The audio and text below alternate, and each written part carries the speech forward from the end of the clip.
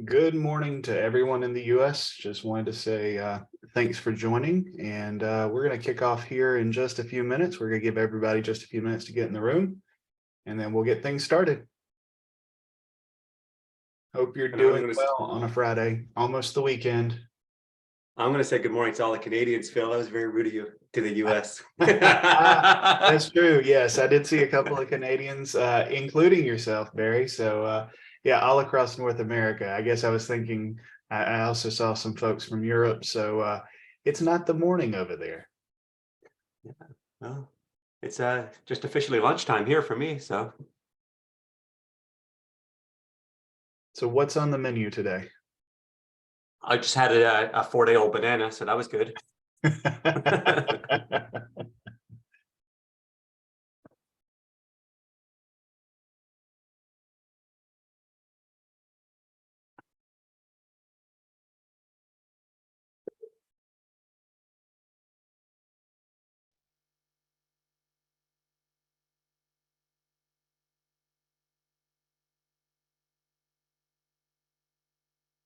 So Barry, would you do me a favor, and if you can look at the participants list and we can take them off of mute, allow them to talk, and that way we can make it interactive. For some reason, I can't see my panel.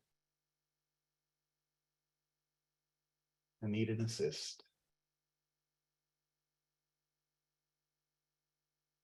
I think you're going to have to make me a co-host, Phil, in order for me to get the access I need.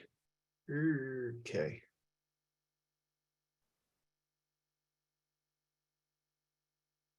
There we go.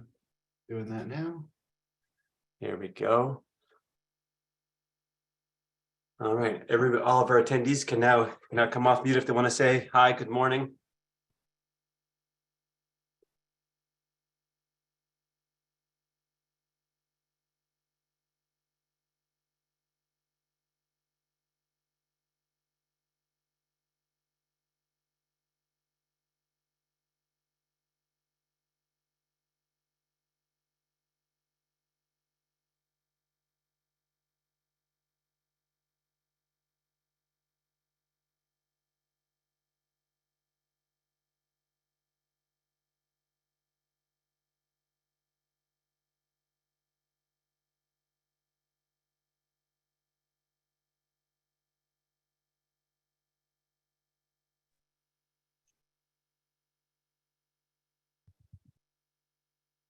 Hello. Good morning, Fernando. How are you? Good morning, Barry. Good morning, Phil. Thank you for joining. Thank you for having me. We're going to get started here in about 2 minutes or so. So now's the time to fill up your coffee, go to the bathroom, and do what you need to do. Because once we dive in, we're going deep. Awesome. All right, sounds good. Thank you, guys. Thank you.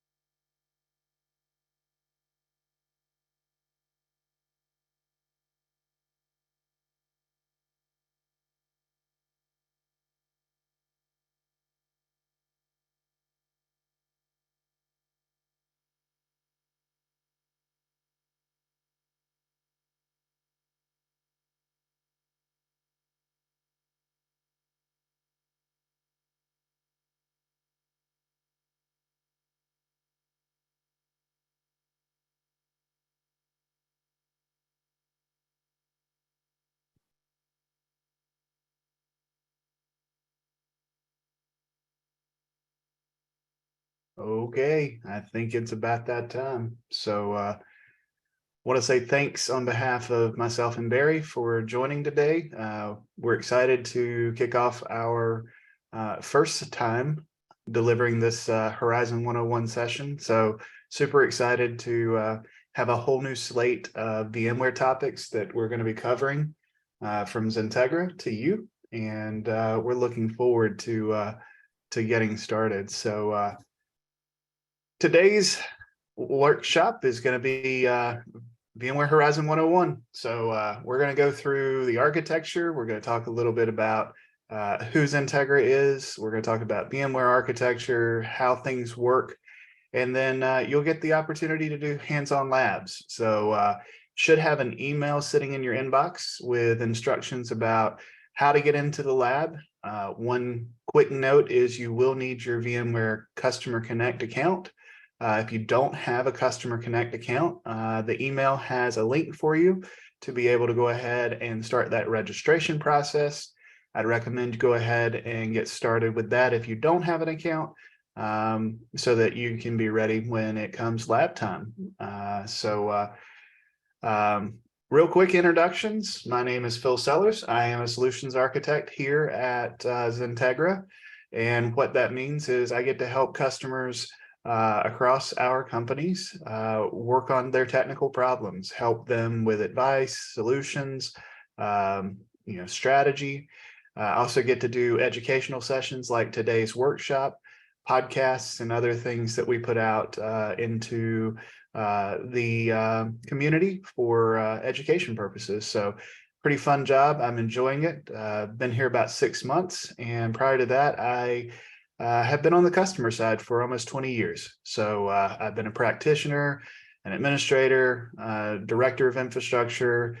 So I've had a lot of different hats across those years, and sort of like the farmer's commercial, I've seen a few things. So I know a few things. So one of those kind of situations where I've spent most of my time as a generalist, but VMware is one of those things that I've gone very deep on. And also joining me today is Barry Brown, our Director of Architecture. Barry, how are you today? I'm good, Phil. You forgot the best part of your job is you get to work with me every day. Right. So good morning, everybody. As Phil said, my name is Barry Brown. I'm the Director of Solution Architecture for Zentegra. Also, like Phil, I come from the customer side of the house. I was Director of Technology for a large contact center operation in Eastern Canada for many years, almost 2 decades actually, before I decided it was time to change career paths. And I was actually a customer of Zentegra, and the stars aligned, and I came across to the other side, and been here for just about 6 months now. But it's a fantastic opportunity, fantastic role. I'm really enjoying working with the solution architecture team, and I'm really proud to say that I'm the dumbest guy on the team at the moment. There's some really intelligent folks I work with day in, day out. So I'm really looking forward to this session with Phil, who he does lead our VMware practice, and he does know this stuff inside out. So Phil, I hope I'm not putting you on the spot, but you got some more certifications just this morning. Is that something you want to share? Or you want to keep it under your hat for now? No, we've been working on a lot of things as we build out our VMware practice, and so just tackled the HCI Master Certification and a vSAN Specialist certification this week, and so adding that to the list of, I guess, what is a certification exam? I guess it's a designation that you know enough of what you're doing, right? And so we've been trying to make sure that we have those credentials and stuff to show to customers, to show to our partners and stuff that we have the expertise, we've got the brain power, the experience, and things like that. So yeah, super happy about being able to achieve that this week. Yeah, well, kudos to you. Job well done, as per usual. Well, as Barry said, both of us kind of come from that customer background. So we've been in your shoes. We're more than happy to talk with you. And one of the great things about being a solutions architect is I'm not a billable resource. So I'm here at your disposal. You can work with us. We can talk. Doesn't cost anything for a conversation. So we love talking to our customers. Let's go ahead and kick off. One of the things that we passionately believe at Zentegra is work has no boundaries. And so in honor of that, we're giving away 2 Ford Broncos this year. So you can find out all the information about this giveaway. It's super easy to qualify. You just have to take a meeting with us. There are several other ways to qualify. All of that information is at workhasnoboundaries.com. and you can get signed up for that. As an aside, one of my former colleagues won the Bronco last year. Unfortunately, his company would not allow him to keep it, so we made a nice charitable donation in his name, and someone else got to buy the Bronco. But it is a real thing. I've seen them. They have arrived, and we've done some photos and videos in the brand new Broncos. So they are here and they're ready to be given away at VMware Explore later in August.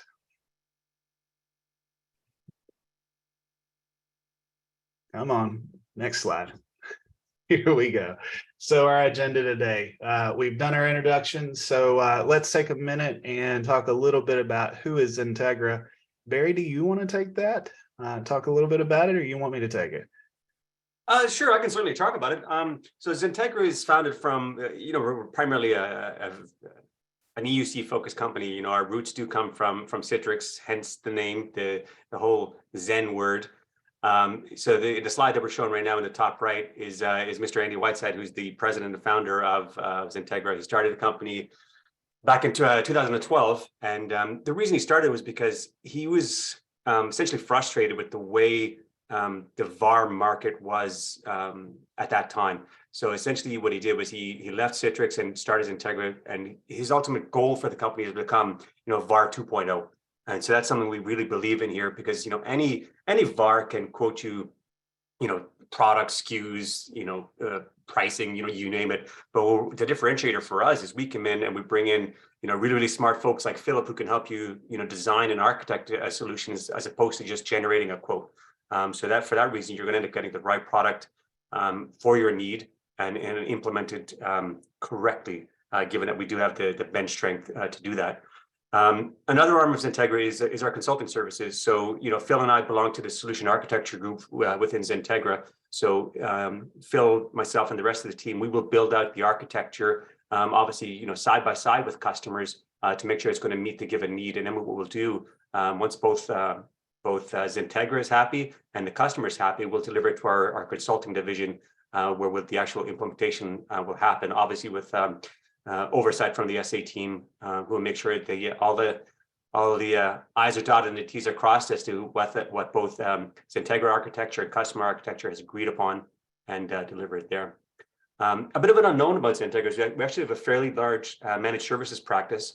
So what does that mean really is, for those companies who may or may not want to be in the tier 1, tier 2, and even tier 3 support game, we can take that on for you. And even though our name is Zentegra, this is not just for Citrix. We also do it for all the logos you see on the screen there: Citrix, VMware, Microsoft, Nutanix, ServiceNow, and Agile are some of our core partners that we do managed services work for. One of my kind of mind-blowing observations when I first joined Zentegra was the whole idea of these complementary assessments, which is the last bullet point here. So what that means is, we'll engage with a customer and say, hey, Mr. Zentegra, I have this type of problem. We'll come back and say, well, let me come look at your environment. And somebody like Phil, really experienced resource will come in, look at your VMware environment, for example, and kind of do a deep dive on, Horizon, our data center. And essentially what we'll do is we'll output a report saying, here's the good, here's the bad, and here's the ugly of your environment. And, steps to kind of, remediate those ugly pieces, and how we get you to a more green state. And those are 100% free. So we'll come in and get, like I said, a very experienced resource that may not be Phil, but we have other very, very capable folks in our team who come in to do these micro assessments and just give you a kind of a snapshot of your environment at any given time, and make recommendations on how to proceed. If you come back all green, fantastic. You're doing a heck of a lot better than 95% of the customers out there. But there's always going to be, small bits and pieces, things that people forget about that can be quite impactful, like upcoming certificate expiry. We've all seen that where certificates expire and things go sideways really fast. Because there's two constants of IT, right? What causes things to break? One is DNS, and the other is expired certificates. So. With that being said, I think that's the high levels Zentegra story. I could sit here and talk about it for hours. But I know we have some Horizon workshop stuff that you guys are eager to get onto. So I'll close my mouth for a little bit, and we'll move forward in the presentation. Absolutely. Thank you so much, Barry. Sure. Like Barry said, we started out in the EUC space. We've got an amazing bench of talent that we work with. Barry's being humble. We do have some really great people across our organization, including Barry with a wealth of experience in the contact center. But we've got over 900 years worth of end user compute experience, and ultimately that translates across technologies. So today, even though we were historically a Citrix shop, we do tons and tons of VMware Horizon. We work with other partners, and as the space is continuing to change and the vendors are moving around and acquisitions, we're having lots of conversations about what are our alternatives, what does it look like. And so that's why I'm so proud to be able to bring this workshop to life, because a lot of people are looking for alternatives, and VMware Horizon is one of the best alternatives on the market for end user compute. And just on that last slide, Phil, I think we're actually lying there. I bet you that number is closer to 1,000. I think it is too. It was 750 when I started doing these workshops 6 months ago. So if that gives you any indication how quickly we're growing at an incredibly fast rate, and we have lots of great talent that is joining our organization. Andy likes to say Zentegra was born out of the need for customer enablement and true partnership. And so as Barry mentioned earlier on, he was frustrated with the way that VARs were working, and he thought there was a better way to do it. So we are trying to live out that VAR 2.0, true partnership, enablement, and we really believe in education. So one of the other great things I want to give a plug for is we have conference passes for VMware Explore available to potential customers and existing customers at 90% off. So if you're trying to get to VMware Explore in August and you just don't have the funding, we may be able to help. So definitely reach out and let's have a conversation. One of the ways that we meet our customers is through all sorts of fun and interesting events, from driving cars and go-karts, game nights, bourbon and blazer events, VMUG sponsorships. We do a lot of in-person events, so they're all around the world at this point, through Zentegra here in the US, Zentegra Canada, Zentegra India. We have all sorts of events going on. You can find the full calendar at events.zentegra.com. And just on that, I was looking at the events calendar not too long ago, and in June, just assume there's 20 work days. We're doing 23 events in June. So more than an event a day. So there's tons of knowledge to share. So I encourage everybody to look at our events page and determine, just come out and meet us. We're not gonna bite. We're very, very nice. Yeah, and we love the interaction. We love having those conversations with you. So definitely come out and meet us. Every week, we also try to do a partner spotlight, one of our vendor partners we work with. So you can find that schedule at webinars.zentegra.com. And then Barry and I are both very, very invested in the podcast series that we do. I think we're up to about 10 different podcasts, including, and you've heard it here first, a brand new podcast called VMware Today that will be launching here in the next week or so. So we've taped our first episode, and you'll be able to go out and hear that. So VMware Today is going to be all about the VMware portfolio. We have it joining another VMware related podcast called On the Horizon, that is EUC focused, so Workspace ONE and Horizon. And we've already got 36 episodes of On the Horizon out there that you can go back and listen to. So hopefully you can find good nuggets of knowledge in our podcast series as well. Every VAR, every vendor has to have the NASCAR slide. We have to have all of our logos. And as you can see, we work across a multitude of different vendors and verticals. We've got healthcare here, we've got entertainment, large industrial customers, finance. We have deep experience in a lot of different places. So we look forward to helping you in your industry. So who's Zentegra? Well, we're a reseller, service provider, and solution provider. These are a recap of some of the bigger services that we do. We work a lot with product and product renewals, but we also do a ton of things. And you see the word service all over this slide. Most of what we try to deliver are value-added services to our customers. We work with a lot of different partners. There's another logo slide out there on our website. You can see all the different vendor partners that we work with at partners.zentegra.com. And as Barry said, we've got Zentegra Connect. This is our managed services division. We work with a multitude of different cloud partners, including VMware, Microsoft, AWS, Citrix, and Nutanix. So we're not just a Citrix shop. I guess that's the key takeaway I would want you to have there. So real quickly, calls to action. Ways that you can work with us. We can help you with a conversation planning. We can certainly help you get a quote for new product or renewals. We'll be glad to do demos. We've got lab environments with all the different products that we work with. So we'd love to give you education around how these products work and what they do.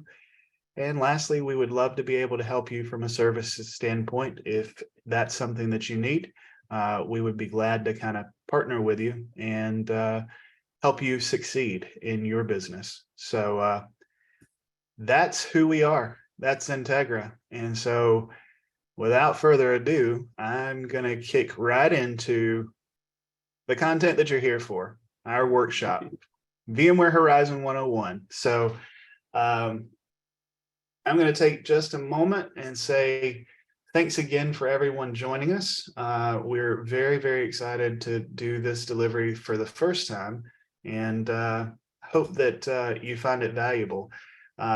You've got an email sitting in there just as a reminder with all of your lab information. You will need your VMware Customer Connect login. And if you're having any issues with that, feel free just to reply, and then I will be glad to help make sure that you get what you need so that we can get started with labs in about 45 minutes time. All right, it's a lot of talking. So Barry, what's the one thing you're looking for out of today's Horizon 101? What are you looking for? Why? Well, why would I take my traditional thick desktop sitting on my desk and move it to a virtualized environment? That's a big one I get from a number of customers saying, what is what's the business value, the use case for Horizon? Yeah, it's a great one. Horizon's got a lot of capabilities, so I look forward to answering that as we go through today's workshop. So let's start with the easiest question then. What is Horizon? So Horizon's a platform for managing and delivering your hosted desktops and applications to end users. So very similar to that other C word out in the ecosystem. It is a very robust product. So you can deliver full desktops, or you can deliver virtualized applications from this platform. It works with both Windows and Linux. So across the bottom, you can see the different variations of Linux that you can support: Ubuntu, Red Hat, and CentOS. It's a very stable product. So a little backstory, I actually used this when it first came onto the market under the banner of VMware View. So we were one of the early customers of View, and we used it as an alternative to Citrix. We were also a Citrix shop, so we had both. But there was a really neat kiosk feature in the View application. So we chose to run both, test it out, and that organization that I used to work for is actually fully switched now to VMware Horizon. So they are no longer a Citrix customer, and they're now using Horizon to power not only their internal application delivery, but also their external access. One of the great things about this type of delivery technology is that it is perfect for remote work. It's perfect for offshore contractors, business continuity. There's all sorts of different ways that you can leverage this virtualized desktop and application for your business. And again, with the capability to do Windows and Linux hosted, you've got the best of both worlds to be able to get any of the traditional desktop applications and desktop environments into the hands of your users, regardless of what device they choose. So it can be a tablet, it can be a PC, it can be a Mac. It really doesn't matter. There's a client for every environment, and it's an equalizing factor for delivery. The other thing is you wrap it with security. And so we'll talk a lot more about the security features as we go through today's session. So next question, where can you run Horizon? This is something that's changing. So the answer is, well, you can run it on-prem like you've always been able to since it was VMware View. You can also now run it across any of the hyperscaler clouds. So VMware Horizon does require vSphere. So anywhere that you can get a vSphere on cloud experience, like VMware Cloud on AWS or Azure VMware Solution, you're able to run and layer Horizon on top of that. It uses the same technology of the underlying vSphere and vSAN and NSX to be able to deliver Horizon from any of those hyperscale cloud environments. But that's not the only place in the cloud that you're able to deliver and integrate. VMware Horizon also supports the use of AWS Workspace's Core, which is a special version of Workspaces from AWS. It is something designed, specifically to integrate the DAS, the Desktop as a Service services of Workspace, with your VMware Horizon management. You can also do it with Microsoft's Azure Virtual Desktops, AVD. So both of these DAS type solutions are what I would say is a bit more bare bones. It gives you just the capability of the virtual desktop without a lot of the management layer. It's one of the main complaints of that AVD is that it lacks some of the robust management that you find with other desktop as a service solutions. And so VMware Horizon delivers a great management experience when paired with AVD. All of that can also be powered by VMware Horizon Cloud Services. So VMware Horizon Cloud Console is a management capability in a number of the different SKUs and VMware offerings or Horizon offerings that VMware has, where you don't necessarily have to run the on-prem management. You can instead allow VMware to host that for you, and you're able to do all of your management from that cloud console. So I would say the chief takeaway here is you have a lot of choices where you can choose to run VMware Horizon. And so there's a lot of different integration points, and there's a lot of different ways that you can deliver desktops and applications with all sorts of different integration partners. So let's talk a little bit about, go ahead, Barry. Phil, just before you move on, just a quick bit of housekeeping. If there's any questions or comments as we go through the content, there's two options to kind of do it. One is you put them in the Q&A directly in Zoom, or we've unmuted everybody or given everybody the ability to talk, I should say. So feel free to just chime in, interrupt Phil. He loves when we do things on the fly. So let's keep it as fluid and interactive as possible. So I just wanted to just the housekeeping piece we may have missed, Phil. That's all. Yeah, absolutely. No, it's a great point. So yes, please, if you have questions, we want this to be a great interactive session. So let's dig in a little bit on the Horizon architecture. So for an internal connection, we'll start there. You've got a Horizon client. It is a desktop application that runs on your endpoint, and then it can connect to the Horizon connection server. It provides your authentication. And then the Horizon client will then talk to a virtual desktop or a published app running on a server somewhere in the environment directly across a chosen protocol. And we'll dig in a little bit more on the protocols because there are choices here in this platform. There are three different ways, the three different protocols that you can use with Horizon. So On an internal connection, you can see it talks to the connection server, it brokers that connection, and then it hands off directly over to the server that is, actually delivering the application or the desktop experience for you. On the back end, you've got an Active Directory, connection as well. That's going to be your main point of authentication. And then this is more of the traditional architecture. There are some choices as we start talking about cloud native experiences with SAML integration. And so we'll get into those in just a bit as well. From an external standpoint, changes very little. We add this component known as the Unified Access Gateway. And it's an edge service. It's a hardened Linux appliance. Usually lives in your DMZ somewhere, and then it handles all of the incoming connections to your Horizon infrastructure. The Unified Access Gateway is going to get paired up with a Horizon connection server, and we'll dive in on some architectures for availability and things like that. But at an easy, simplified viewpoint, the Unified Access Gateway is going to handle all of the connectivity from your client into the infrastructure. It's going to stay inline in an external connection capacity, and then it's going to broker things off to the application delivery server on the back end.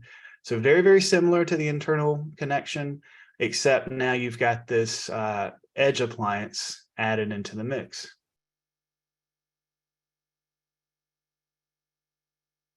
So now, what does the rest of the internal look like? It's a kind of a busy slide here, so we're going to spend a bit of time kind of delving in and talking about different components.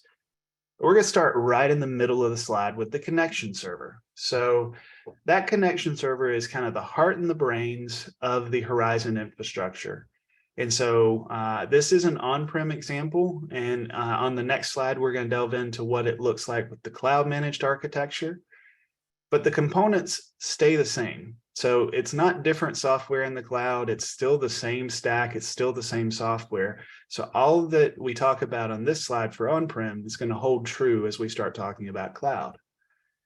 The connection server securely brokers and connects your users to the Horizon agent that's been installed on the desktops and remote desktop servers. Connection server is going to authenticate your users through Active Directory, and then it directs the request to the appropriate and entitled resource. So whether that's a desktop or an application, it's going to handle all of the gatekeeping type activities, all of your entitlements, all of your security. Next thing is going to be down in the virtual desktop and the published RDS box. We're going to talk about the Horizon agent. So any server that's going to be delivering desktops or applications going to have the Horizon agent installed. This agent allows the machine to be managed by the connection servers, and then it allows the Horizon client to form a protocol session to that machine. These machines can be virtual desktops, they can be remote desktop session hosts, they can be physical desktop PCs. So, one of the use cases that I saw emerge during COVID was, lots of organizations that had traditionally installed desktop form factors. They needed their users to be able to get access to those from home. So we installed Horizon agents on lots of physical desktops, and then we were able to enable remote access over the Horizon infrastructure for these physical desktops from someone's home PC or their tablet. So great flexibility here for virtual desktops, for remote desktop session hosts, and physical PCs.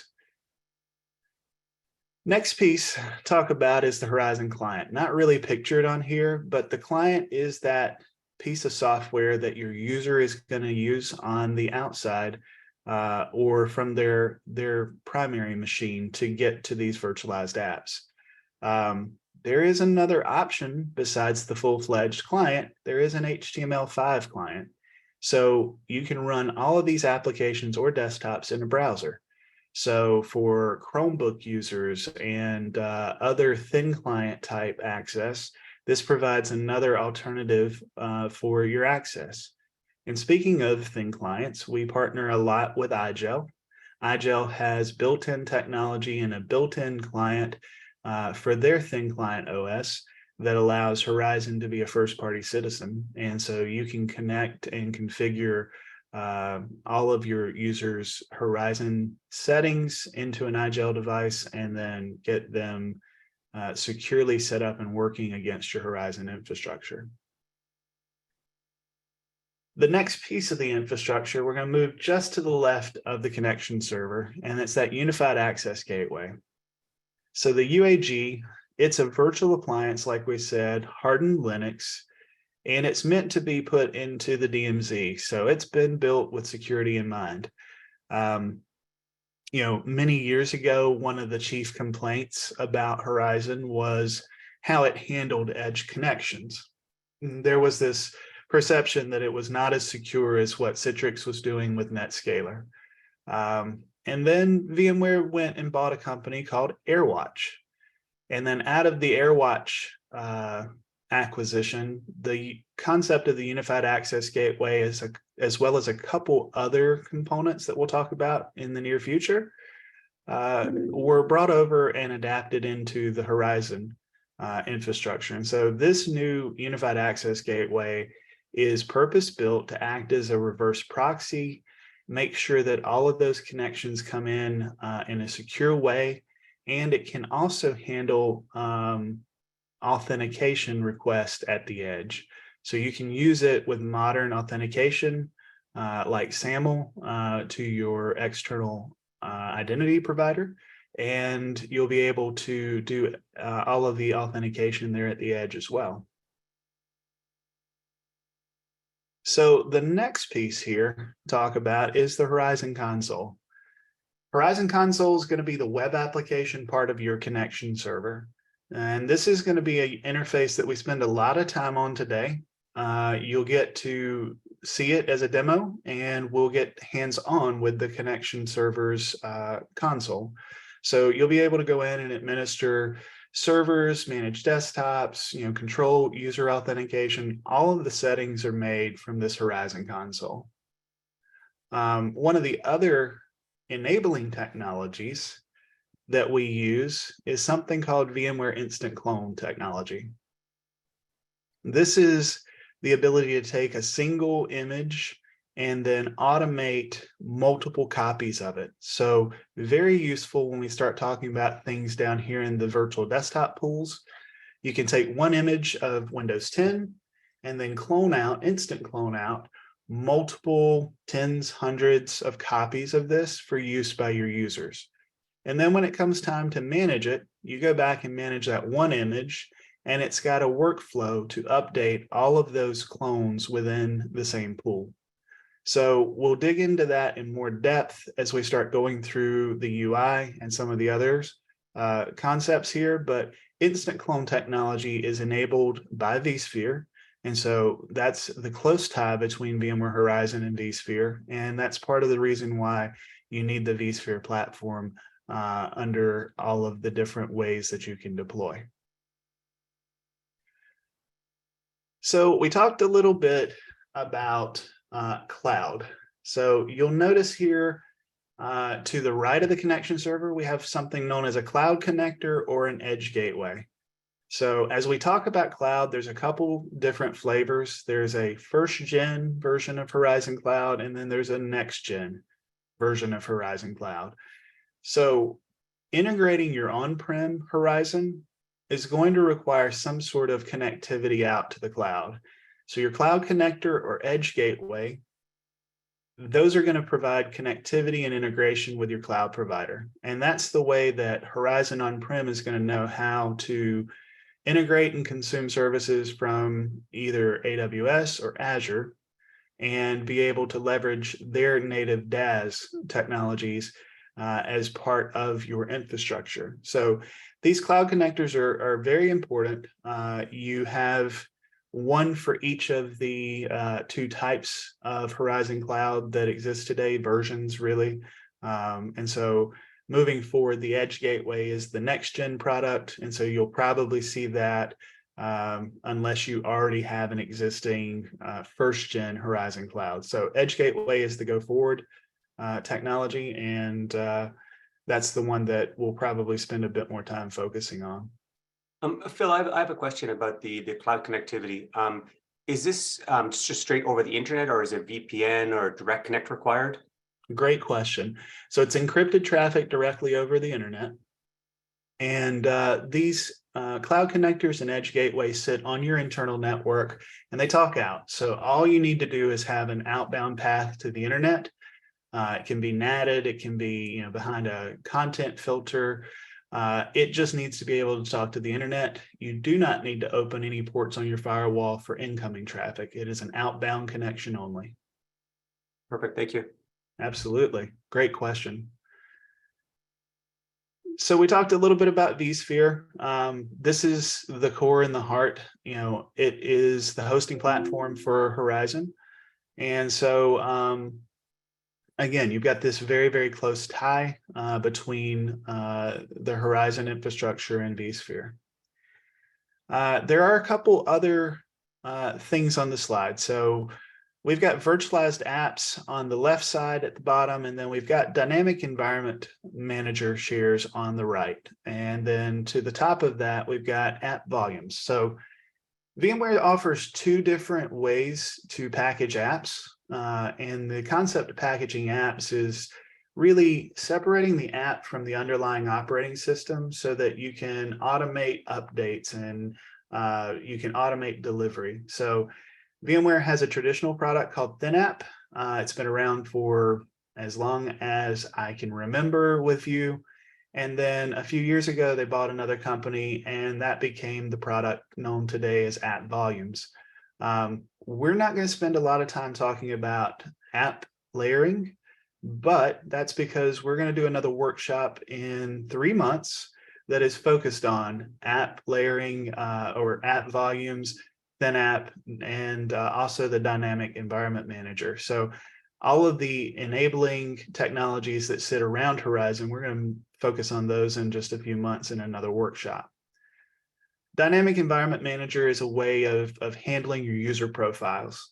So when you're delivering these virtualized apps and desktops, you've got user data. So, you've got their cache for Outlook, you've got files that were saved in their My Documents folder, you've got settings that they've set in the applications. And to have a great user experience, you want to be able to maintain those profile settings from login to login. So day to day, you don't want your users resetting those settings every time they log in. DEM is VMware's product for profile management. It helps you manage the user experience so that we can give a very, very consistent and easy to understand user experience to our end users. Not required, but at the vSphere layer, of course, you can use complementing technologies to vSphere. You can use vSAN. You can also use NSXT. So vSAN delivers that hyper-converged all-in-one storage layer so that you don't need external storage at your vSphere host layer. And then NSXT can help you with extending your virtual networking, routing, and also security. So both of those complement what we're talking about today. Neither one is required, but they are options for you if that makes sense for your environment. And the last but most important, possibly, is the database sitting on the far right. So there is persistent data. We have to have somewhere for the connection servers to talk and for all of that configuration data and for all of the other metadata for our environment to live. So a database is required. Microsoft SQL servers or Postgres are supported. VMware's done a very good job of breaking the dependency on commercial software by providing Postgres as a free alternative across many of their products, including vCenter and Horizon. So I'm going to pause there. Ton of components on this screen, ton of different things going on. Are there questions? If you've got questions, feel free to drop them in chat or feel free to come off mute and ask. Just while people are getting up their courage to come off mute or pop them in the chat, I have actually a couple of questions. The access gateways, in terms of architecture for HA, is it, you said obviously deploy a pair of them. Is it active, passive? And what's the load balancing look like in terms of inbound connections to the access gateway? So it's a great question. We've got a slide coming up that will show Okay. it from a visual standpoint, but I'll go ahead and answer it today. It is active. You can put a load balancer in front of it. It can be active passive. I've seen both in user environments, but the architecture is capable of doing active. Okay. And we'll dig a little bit more into that because there's some other pieces to the architecture and decisions that you can make, alternatives you can make, because it's not just the access gateway, it's also the connection servers that we want to make HA. So very similar answer for your connection servers. And then we can scale out beyond 2. 2 is not a limit. We can actually scale out for load purposes to many more access gateways and connection servers. And so we'll talk a little bit about scale and scale numbers, as well as architectures that will help us get to up to 250,000 connections in a Horizon infrastructure. Wow. Okay. The one other question I do have is you specifically call out Active Directory here. When I see that, that means in my head that's on-prem. What about straight native AAD, Azure Active Directory? So there is support for cloud native directories as well. I won't necessarily just say Azure AD. There are ways of doing Active Directory-less Horizon. It's a less common architecture. Most still have the on-prem, particularly when you're doing on-prem, they still have the on-prem Active Directory. But there are directory-less architectures that we can go into. Okay. That is something that we're doing more of as more of our customers go cloud native. And so you will have the SAML integration at your edges, and it works a little differently, but it is possible. Okay. I don't see any questions in the QA, so if anyone wants to come off mute, now's the time.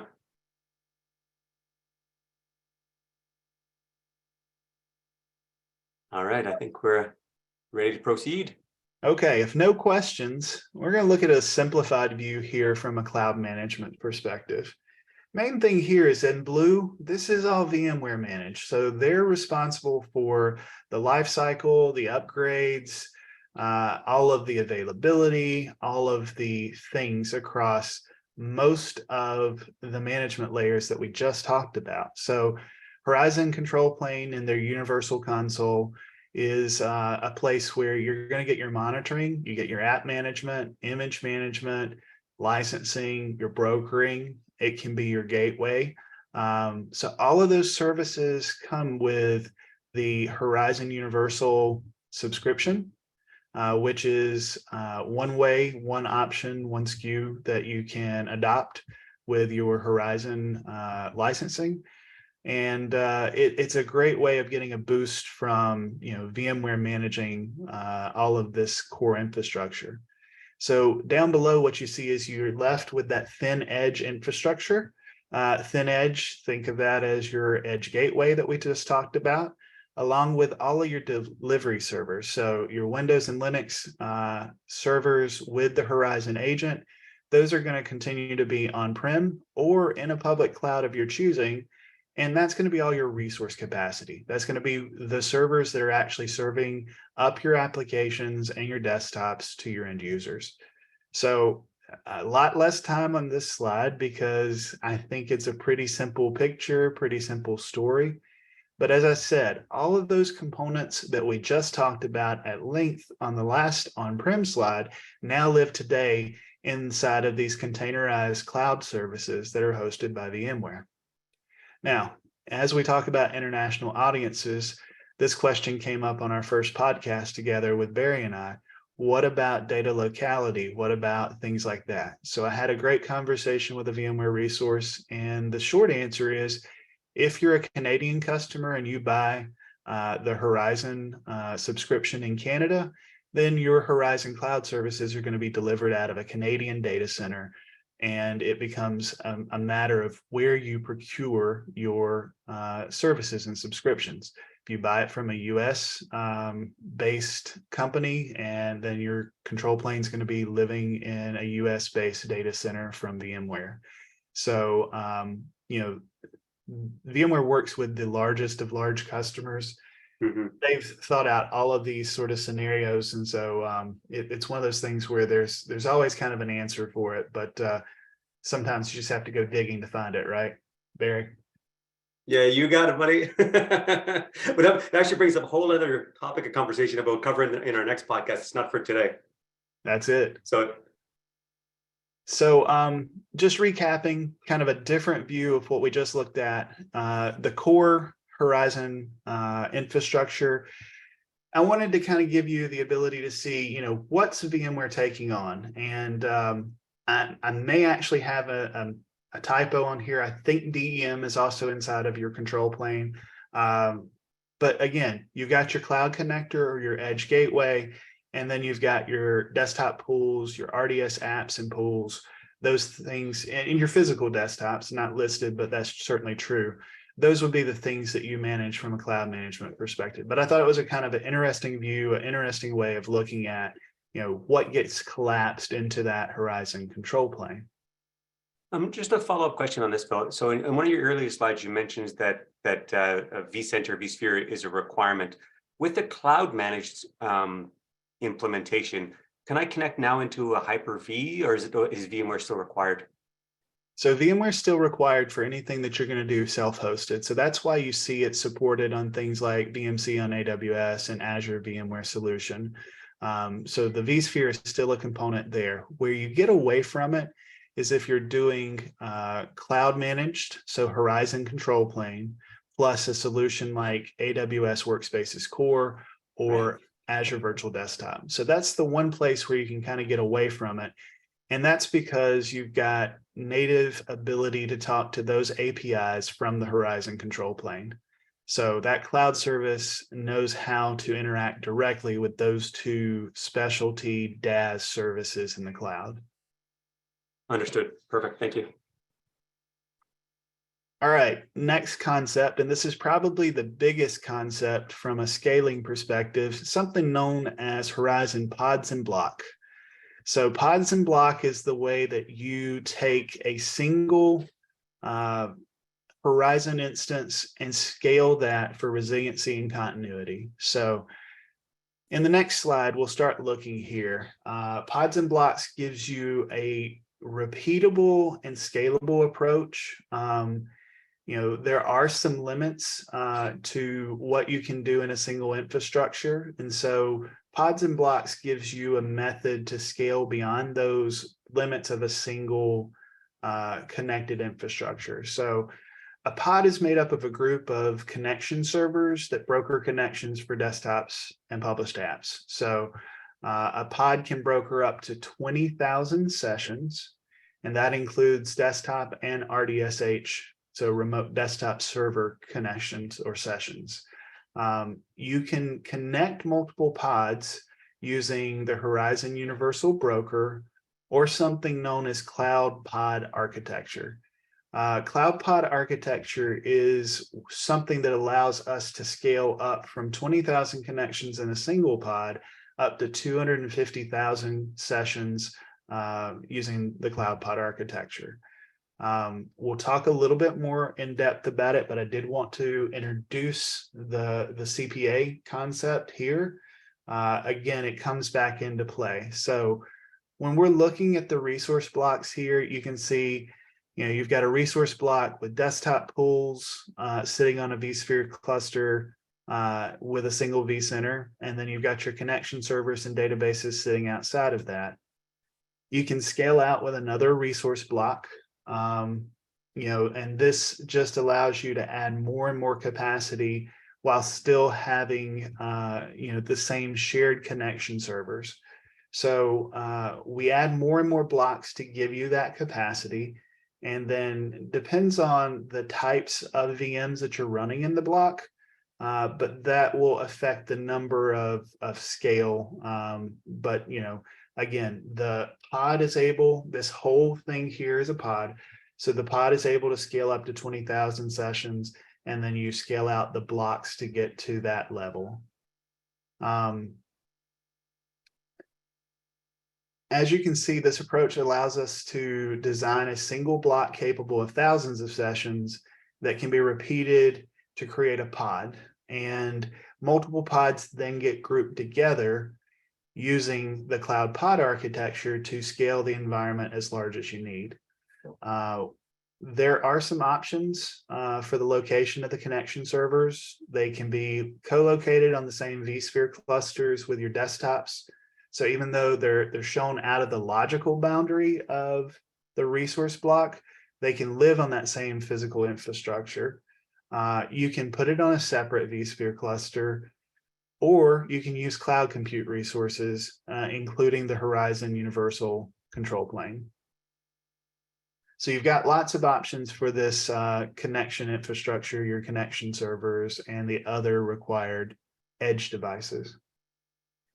Management components can be, oh yeah, covered that already. So it's in a smaller environment, it's typical to see all of this located in the same cluster, co-located together.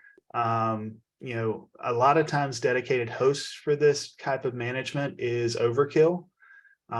You've got to have a certain amount of scale before it becomes really cost effective, I guess is the right way to look at it. So that's it. So again, repeat it out. Each one of these blocks doesn't have to look the same. You can have a block dedicated just to doing application delivery from RDSH servers. You can have one that's doing both desktops and applications, or you can do just a pure play desktop pool. So you have the options and flexibility to build the blocks as makes most sense for resource allocation, and then scale these up together as a pod. So this is the core way that VMware Horizon is going to be able to get you to the size of delivery that you need. The other thing about resource blocks, it makes perfect sense from a DR scenario to have one resource block in one data center and another resource block in the other data center, all while sharing the same connection servers.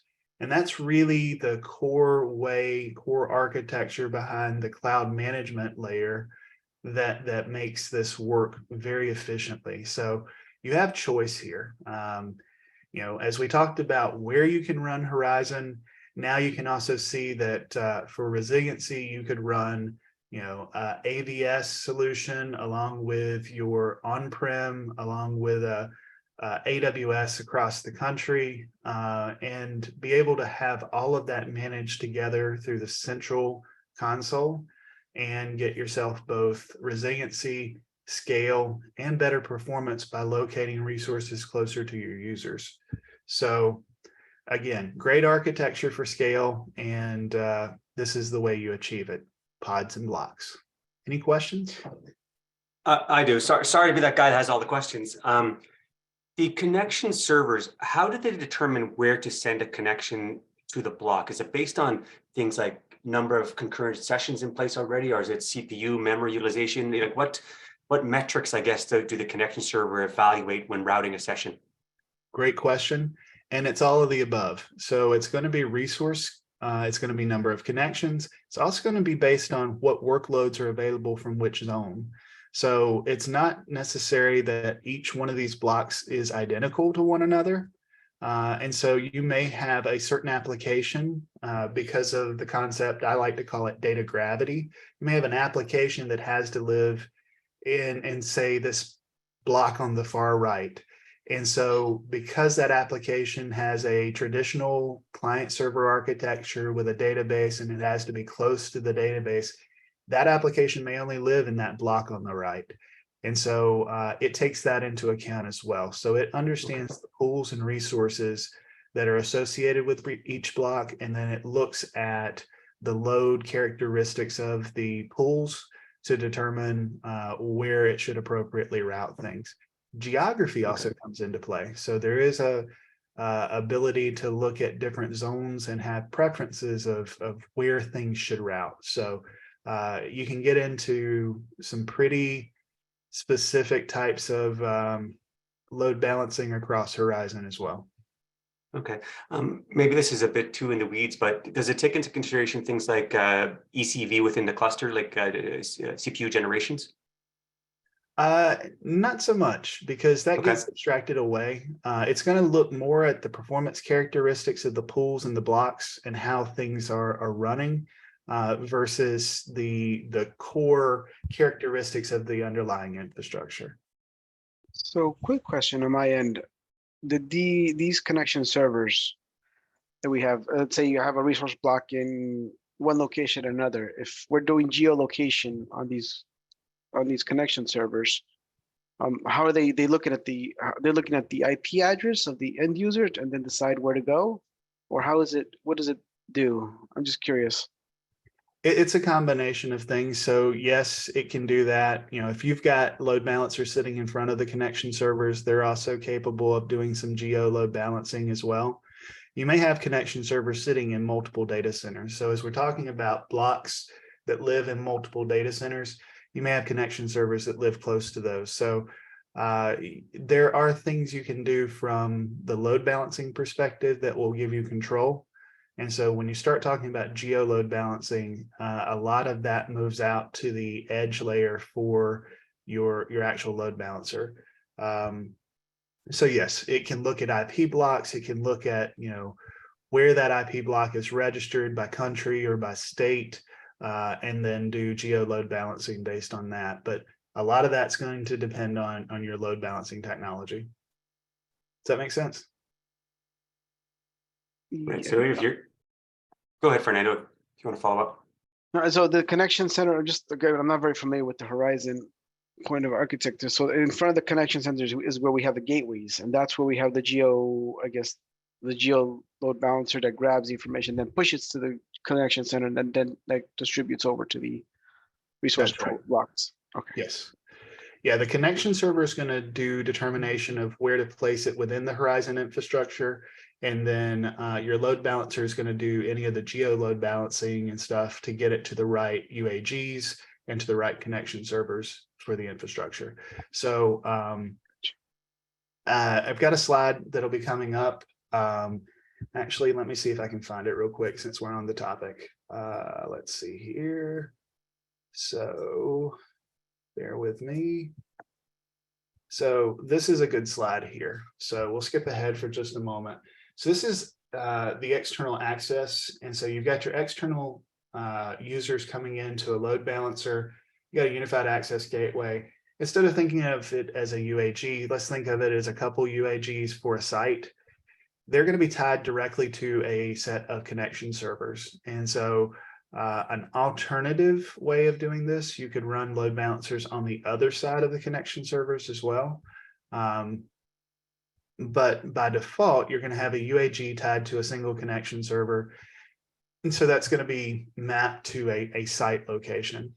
So when you start talking about multi-site, the load balancer becomes extremely important. But you know, this example, you've got a load balancer sitting in front of the connection servers for internal users, and you've got a load balancer sitting in front of the UAGs for the external users. So there's about 6 or 8 different viable architectures here when we start talking about this, and I don't have visuals for all of them, but there are multiple different ways you can stitch this together depending on your needs. Does that help? Yes, definitely have more questions, but yeah, definitely definitely interesting architecture. Thank you. Yeah, absolutely. All right, let's see. So we'll go back here.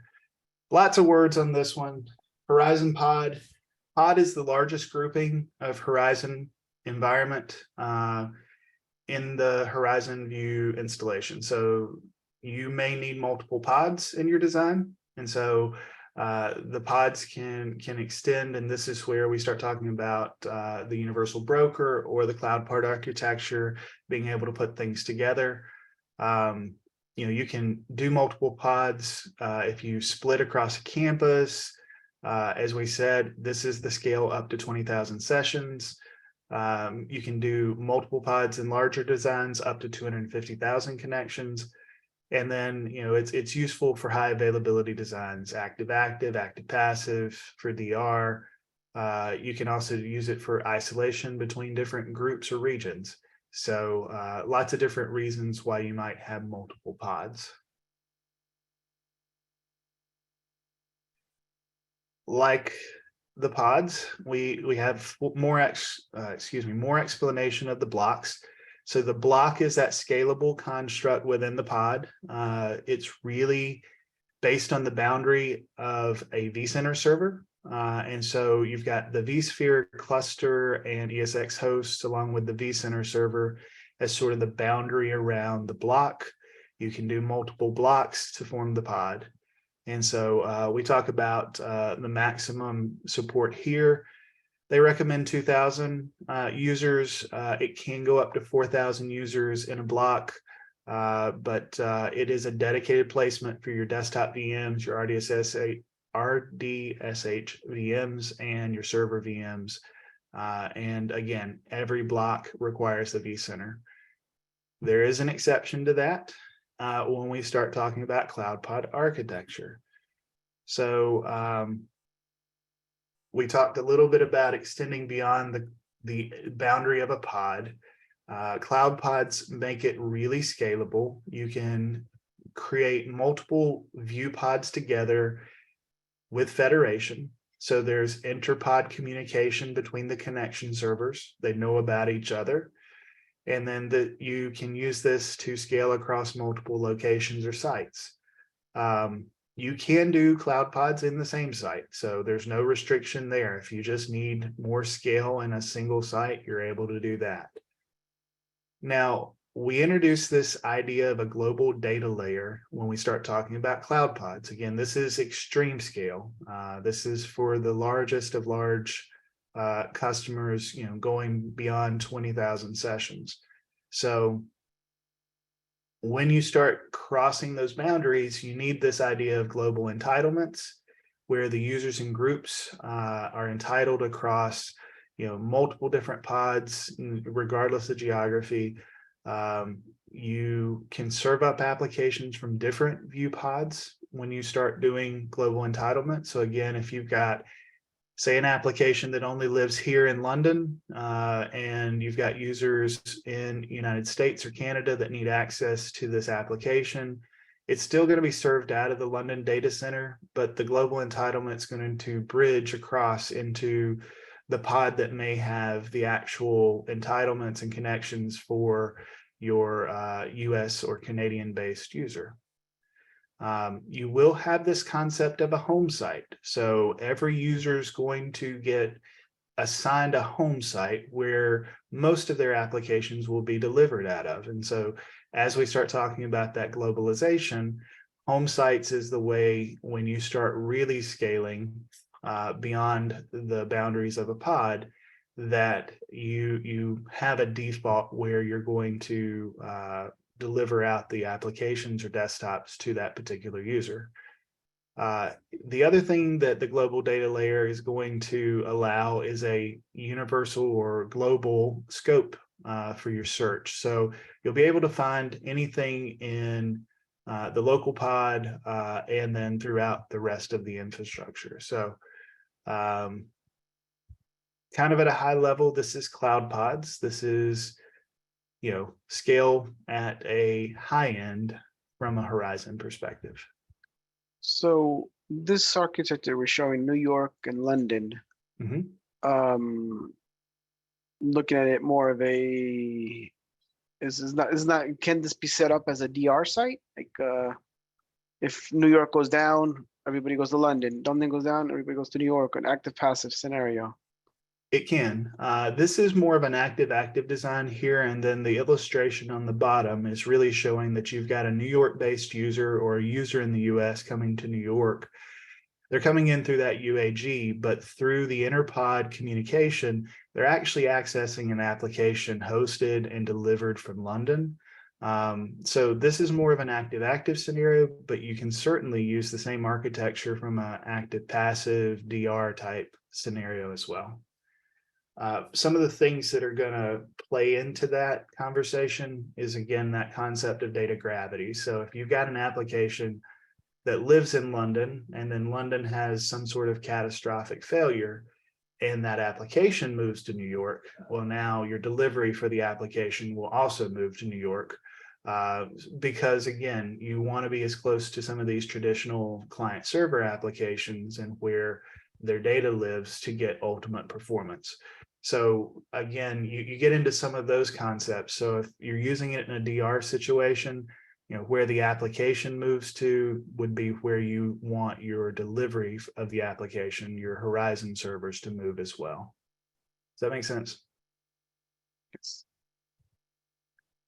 I have a follow-on question to that, directly relates to that, I think.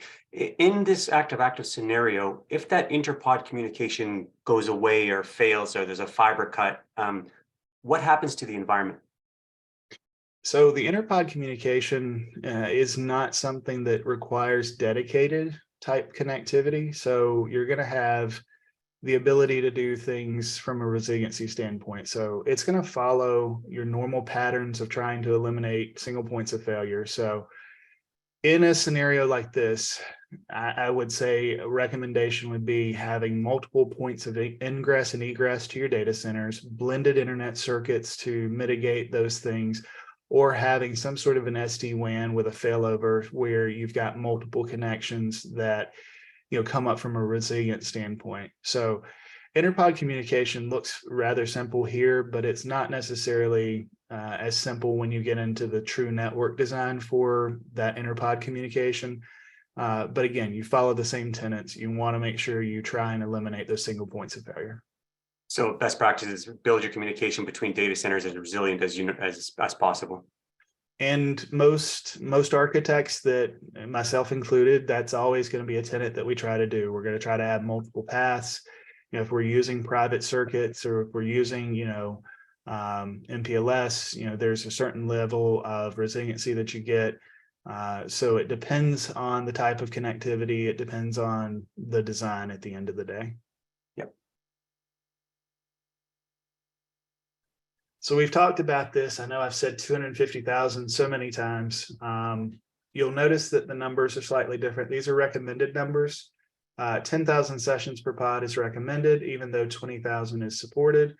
You can do up to 15 sites. You can do up to 350 connection server instances. So when I said we scale out far beyond the 1 or 2 and that you're going to locate them, near each of your data centers, we can go 350 of those.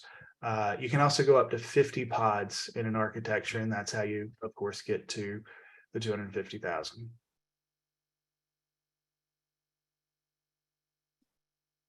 So let's talk a little bit about scalability on-prem.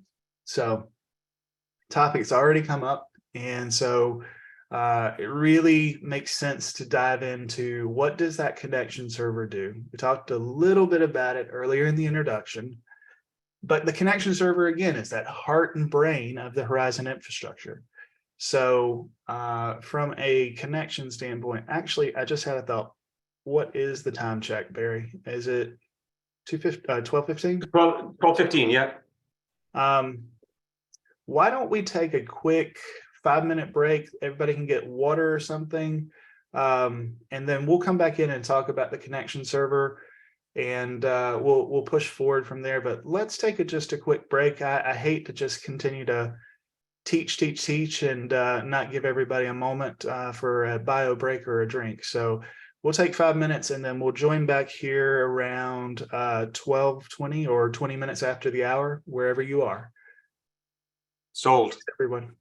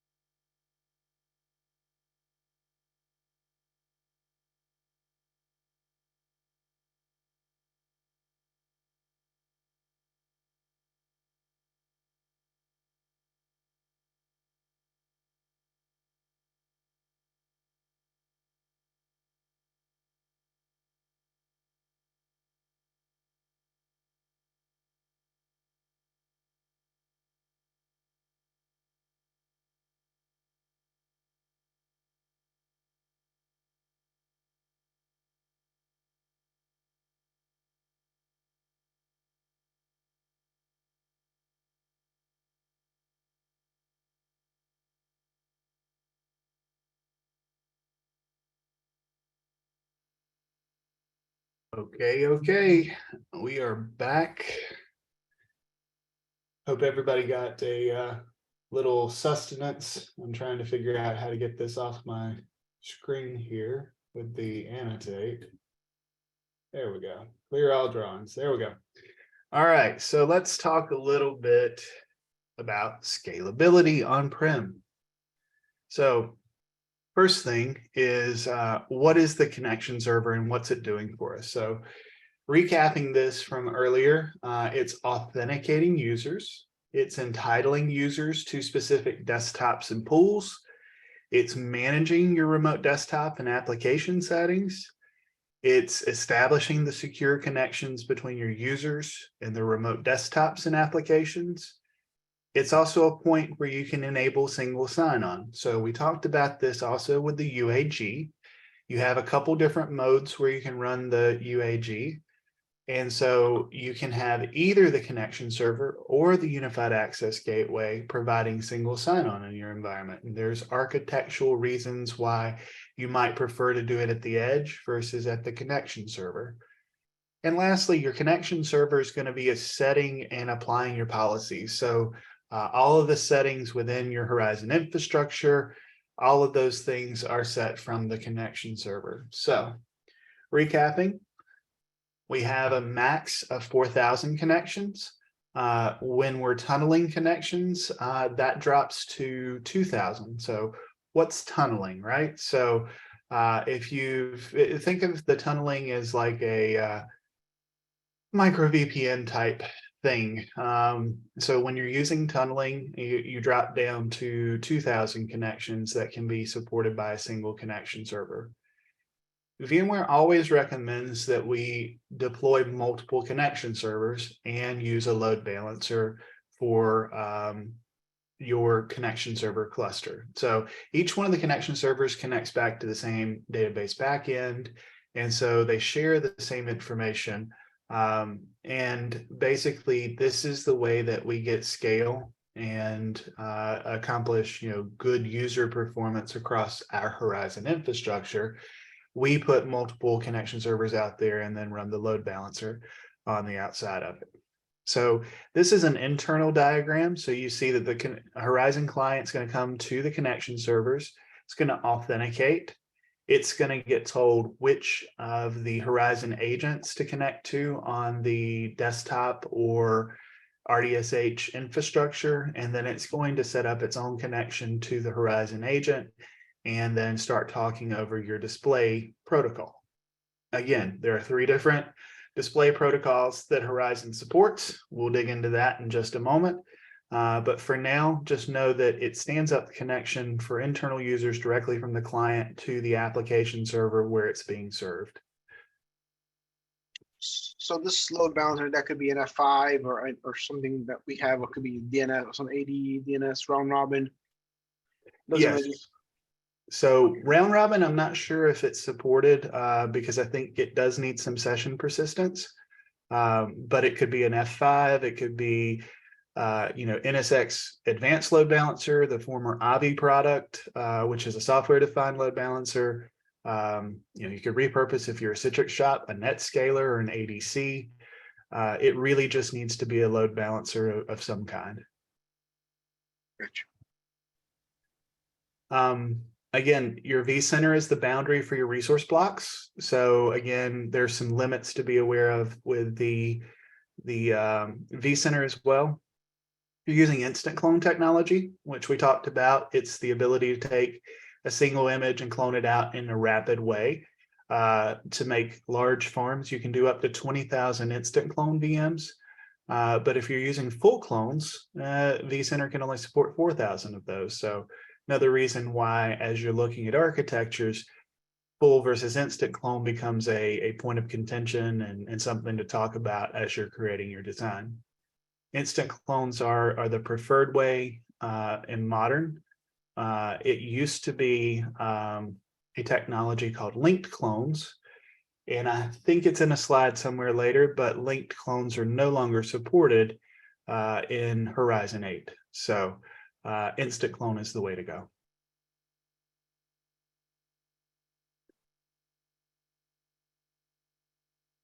So authentication, let's talk a little bit about that. Your users need to be able to log in, and today's security landscape, we've got a lot of things to consider outside forces at work, malicious actors. So identity and authentication is a pretty important concept. So I mentioned earlier that VMware acquired a company called AirWatch, and through that acquisition, they got a product suite that's today known as Workspace ONE. So most of the AirWatch products are under that branding. And this is another place where Horizon's borrowing.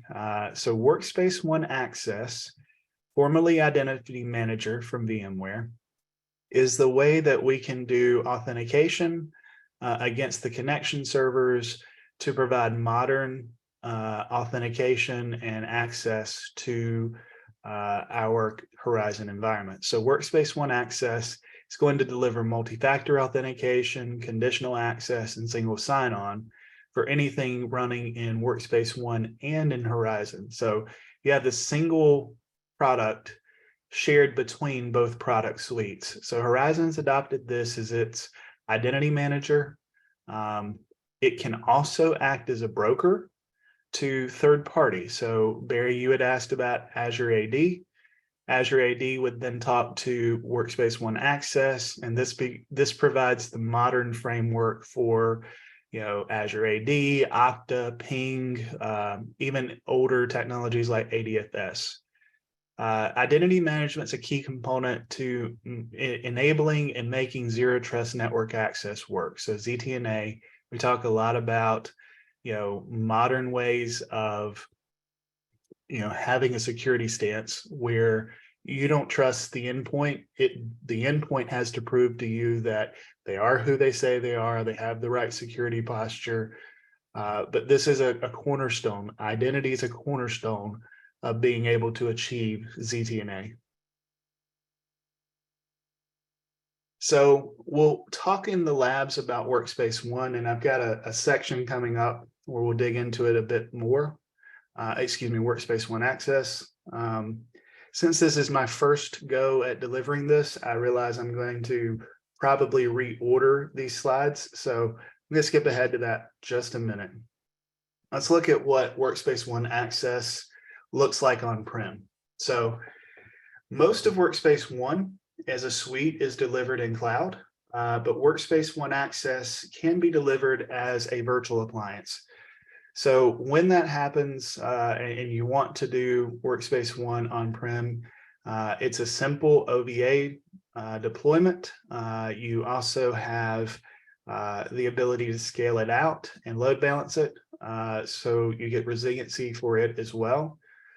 You've got the appliances, and then you've also got connectors. And it's inside the same appliance unless you want to split it across your DMZ. So if you're keeping an on-prem or an internal access, it can all live within the same appliance. If you are looking to do something secure across your DMZ, it's recommended that you split these roles out. So you've got the appliance, and then you've also got connectors. The connectors talk to your other resources. So it can talk to your Radius servers, your Active Directory, Horizon. And so it's the central point of communication between all of the identity sources and synchronizing those objects into itself to be able to do your authentications. The appliance also needs an external database. And then that's where all of your metadata lives for Workspace ONE Access.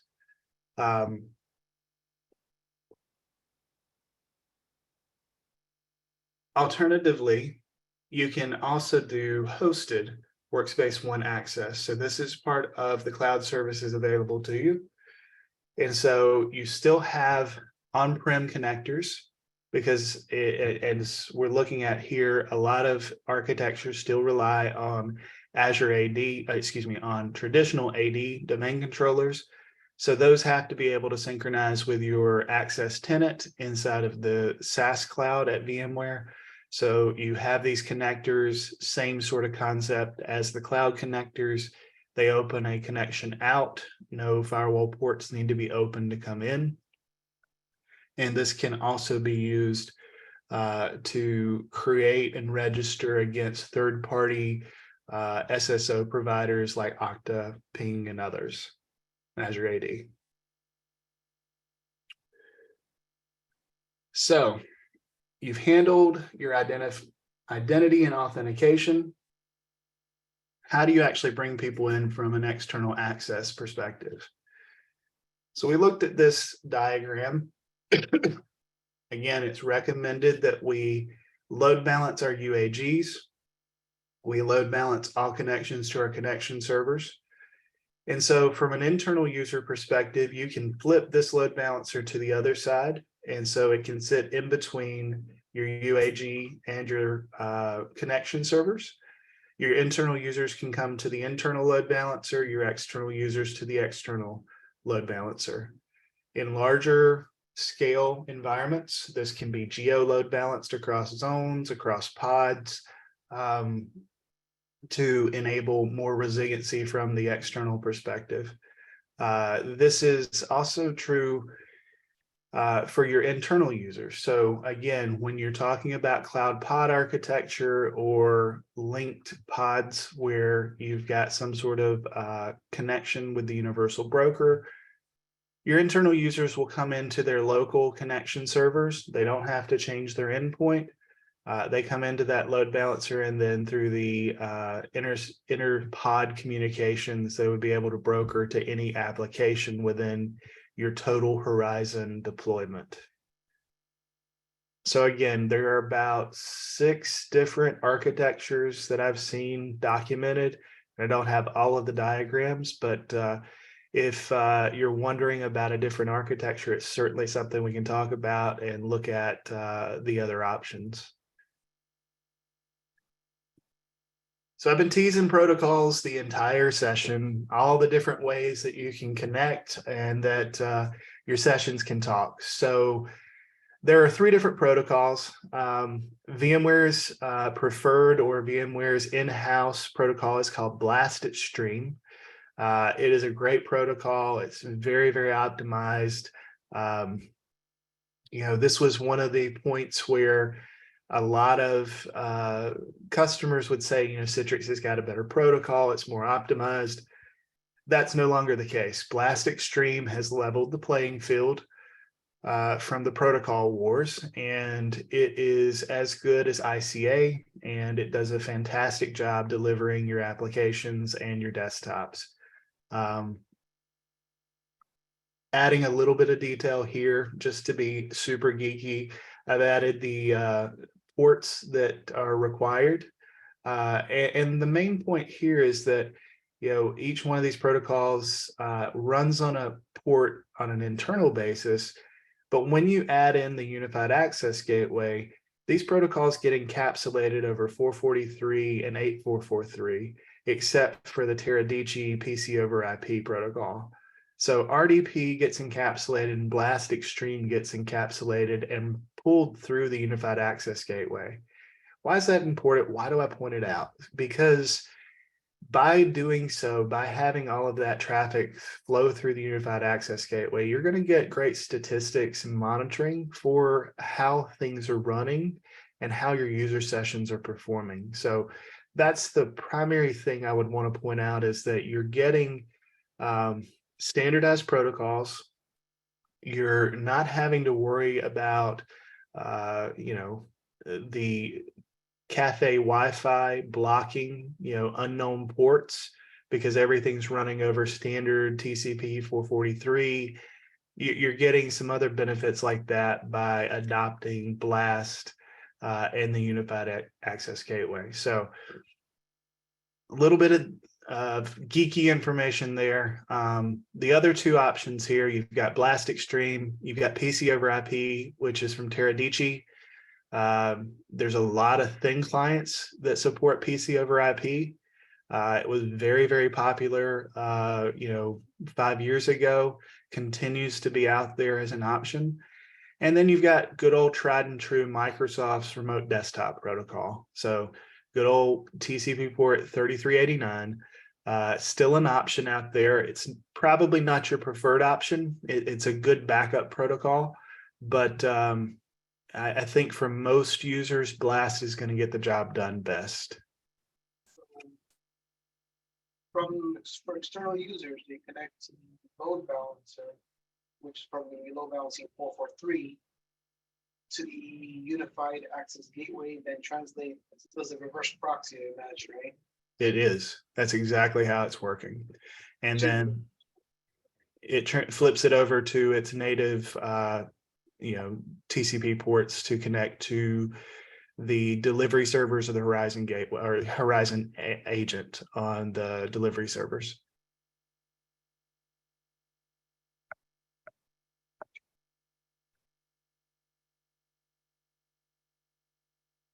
So let's dig in a little bit more on the unified access gateway. I told you we would talk about this a bit more. This is one of the other diagrams. We've flipped the load balancer to in front of the Horizon servers. We have this concept of the one-to-one mapping by default, but it's not necessary. You don't have to have the one-to-one mapping. You can use the load balancer in between them so that the same connection servers can handle internal and external connections. You can scale the access gateways and the connection servers independently.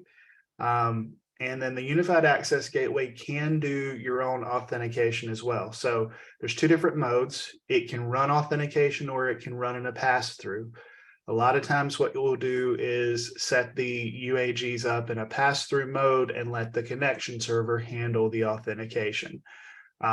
Where this really becomes a differentiator is when you're talking about more modern cloud-native authentication methods like SAML. So that may be something that you want to do at the edge rather than having it pass through all the way to the connection servers, depending on your security posture. Only the initial XML API is load balanced. So that's the authentication, authorization, and session management. The protocols then talk directly to the UAG appliance, and then they're brokered out to the individual servers over their protocols. So, really lightweight type traffic coming and going to the connection servers. The UAG is doing the heavy lifting because it's doing the reverse proxy function as well as handling all of that traffic ingress and egress for your network. A lot of times what we'll also see is split DNS, although it's optional. Split DNS is going to allow you to have an internal zone for your domain, pointing users to the internal load balancer when they're on a corporate network versus an external DNS for the public internet that points to your external load balancer and your unified access gateways for all external users. So keeps the traffic clean. You don't have to change the URL and your user doesn't have to know whether they're on corporate or off corporate network. The same URL will work for both. It just points to different IP addresses and load balancers depending on where they're connected from the corporate network or externally. All right, so that said, what does the management UI look like? Well, it's modern, it's pretty easy to understand, and there's surprisingly not a lot of complexity to the Horizon management UI. It's pretty straightforward. And so real quickly, I'm going to go through a couple sections and then I'm going to launch into a live demo of it so that you can see it for yourself. So the same connection server that is running your public portal with all the icons for applications, all the desktops that can be launched, is also running your Horizon management UI. So go to the same URL, tack on /admin. You'll get the admin logon here you see on the left. And then this is the display on the right. So by default, you've got a dashboard. You can see the total number of sessions, how many workload servers you've got. all of the different machines in your environment and their status. So any problems get surfaced really easily. You get to see the live interactions that are going on. And then any major health problems are going to be put front and center right here in the top block of the middle of the UI. So as we go through the demo, you'll see a little more. So let's dig in on the options to the left side. So your big categories are these. You've got a monitor category. And so all of your monitoring, the dashboard, who's connected, along with a specialized help desk interface for troubleshooting users, all of that is in the monitoring section. Under users and groups, this is where you're going to handle all of your entitlements. So who can access what resources inside of Horizon? That is the purpose of users and groups. So this is where you get tied in with your directory and all of your ways to give out resources. From an inventory perspective, you're going to have collections of delivery machines organized into different types of pools. We're going to dig in on this one in the next slide. And then last but not least, you've got your settings, installation type settings, universal settings, all of your certificates. This is also where you give permissions to this Horizon admin portal. You don't do that through users and groups, you do that through your settings menu. And then last, there's a troubleshooting where you can collect logs for support cases. So from an inventory perspective, you're going to spend a ton of time here. This is the main place where you're administering all your different workloads and all the different things that are published out for consumption. So at a high level, you've got desktops, which is actually your desktop pools. This is where you publish out desktops and the icons to launch desktops to users. There's 3 different types of pools. There's an automated pool, a manual pool, and then RDS desktop pools. So automated and manual are going to be more concerned with VDI type operating systems. So you can take an automated pool, and this is where you're going to use your instant clone technology. You will go in and define all the metadata of a pool. You'll choose a snapshot from a golden master image, and then you'll clone out hundreds, tens of copies of this particular snapshot, and it creates full-blown desktops that can be consumed by the user. Now, this supports both your desktop operating systems like Windows 10 and Windows 11, as well as RDSH desktop pools. So although we've got an RDSH desktop pool sitting to the side, you can also use this automated desktop pool type to do full server OS for Windows 2019, Windows 22, and get the automation. You can also do manual pools. This is particularly useful when you're talking about physical machines or machines that are one-off type application servers where you've loaded the Horizon agent, but you don't want that full automation experience. Maybe you've got an application server that lives on a single server and you still need to be able to publish that application out. Maybe it's only used by 5 users in your company. A manual pool may make more sense than trying to build a golden master image and replicate that out using automation. So what's a golden master image? I guess it's a good time to talk about that too. So golden masters in my mind are just a template, a VM that's prepared with everything needed for the published desktop. Well, what's needed for the published desktop? Well, you may need applications. You certainly need the base operating system. It's going to need remote desktop services turned on. And then those pesky applications. Well, there's some different ways that we can handle managing the applications. But for this particular class, let's just consider you've got all your applications, all your operating system bits, and then remote desktop turned on. Well, once you've got it ready and everything needed to work is prepared, you shut it down, take a snapshot. That snapshot then becomes the basis of your golden master. Well, Windows updates come out, application updates come out. You turn that template back on, you run your updates, shut it down, take another snapshot. Now you come back to your desktop pool, you choose the new snapshot, and all of these automated desktops get refreshed.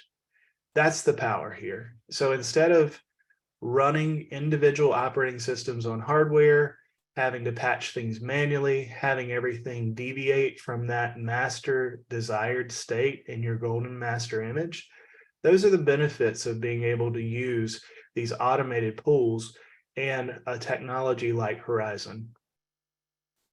Now, I'll mention that we have the app volume technology as part of the suite from Horizon. App volume takes this golden master even further. So rather than having to have 3 different images with different applications loaded for different groups of users, App Volumes is going to decouple the application and package those so that you can deliver those just in time to a single master image. So you're only patching the operating system, not the individual application. So you're separating that. So as we talk about application pools next, application pools are going to be published applications that the user can launch, right? So they're going to be icons in the portal just like a desktop. Well, we can add multiple different types of applications. You can add them from installed applications on one of these desktops in the pool. We can add them from app volumes where we've packaged the application separately, or we can add it manually by defining all of the normal settings for a shortcut. Where is the application supposed to live? What directory? What's the executable path? So you have all of those options when you go through the application pools. Next step is farms. So the next option is farms, sorry. So farms are just multiple OS instances that are used to deliver desktops and applications. Again, there's 2 types, automated and manual. The automated pools use the instant clone or full clone technology to replicate from a master image. So farms and desktop pools, very closely related. Now, you can use the same farm with different desktop pools. So the distinction here is that the desktop pool is a published point, just like the application pools are a published point. So behind that, you have the farm that's powering it.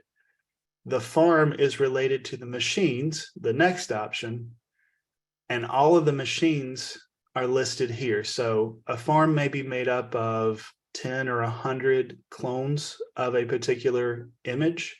Each one of those is going to display under machine. So this is every machine loaded with the Horizon agent that is in the Horizon console communicating. So 2 different ways to look at it. Farms is going to group those into groups based on similarities.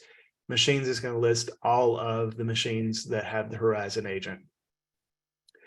And then finally, there is a spot where you can auto update the agent and control that from within here as well. So hopefully that made sense. It gets a little sticky, the differences between desktops, applications, farms, and machines, but maybe a demo would help us to make more sense of it. So let's see here. I'll skip that. And this is the slide I talked about. Link clones are no longer supported and composers no longer supported. But let's get to the Horizon management demo. I think that I'm a visual person, so I think that having the demo will actually make a lot more sense. Give me just a second to get it launched. In the meantime, if you want to grab a quick bite or drink of water, I will be working on this.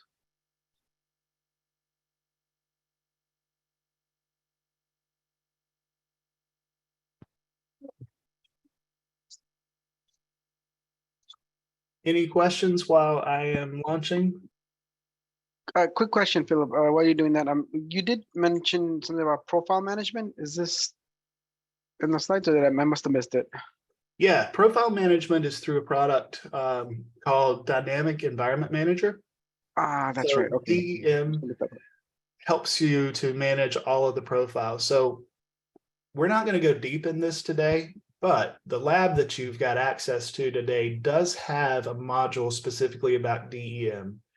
What I plan on doing is doing a full workshop based on app volumes, DEM, and performance management and security as a follow-up to this. I think we're scheduling it for September. So we'll go deeper on DEM in September. But again, you have access to the lab modules if you'd like to look into it sooner, and it'll walk you through DEM. Awesome. Thank you. Absolutely. Where was that part to update the agents automatically in Horizon? So it's under the excuse me. Let's see here. It is under the inventory portion. In my lab environment, it's actually disabled, so I'm not able to. So I'm not 100% sure how to turn it on, honestly, but it is there under the inventory section in your Horizon console. So you turn it on and it does all the agents that it currently sees, or can you like pick and choose a group? I believe it's got different options. I can follow up with you on it because it's actually one of the features I've not deployed or used at this point. Okay, yeah, that'd be great.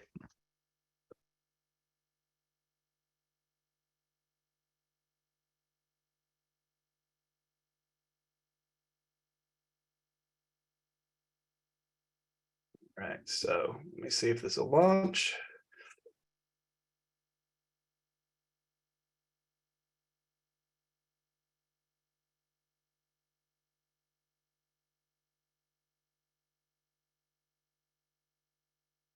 I think I can.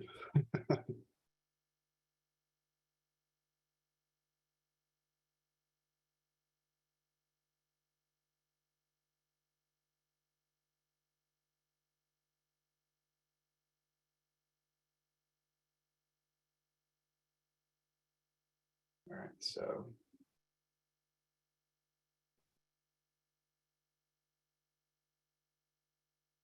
And I apologize if I asked too much question, Philip. I just is that the look and feel?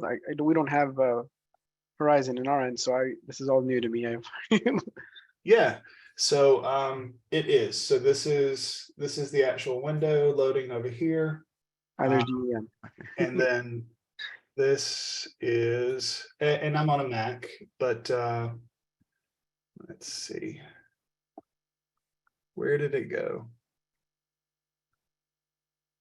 This is the launch window. So you can see all of these are different published desktops.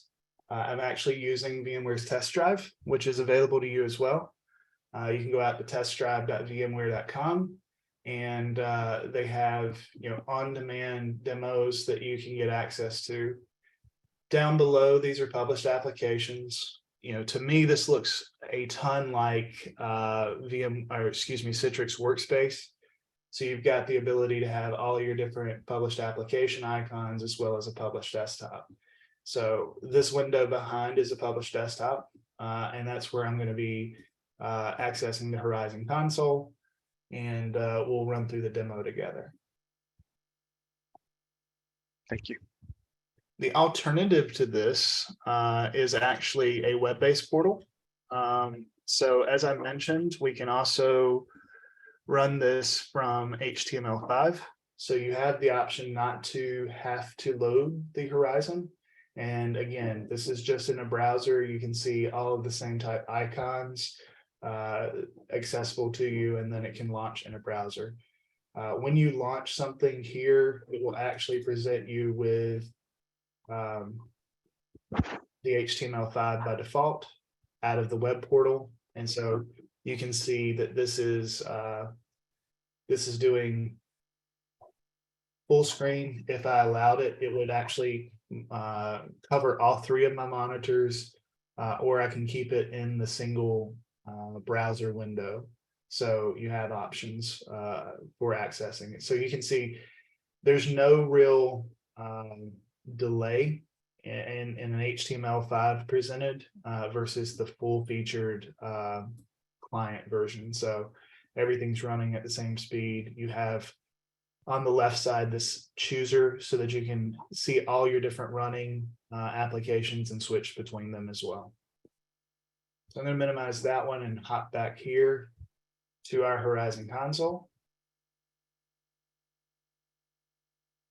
Thank you.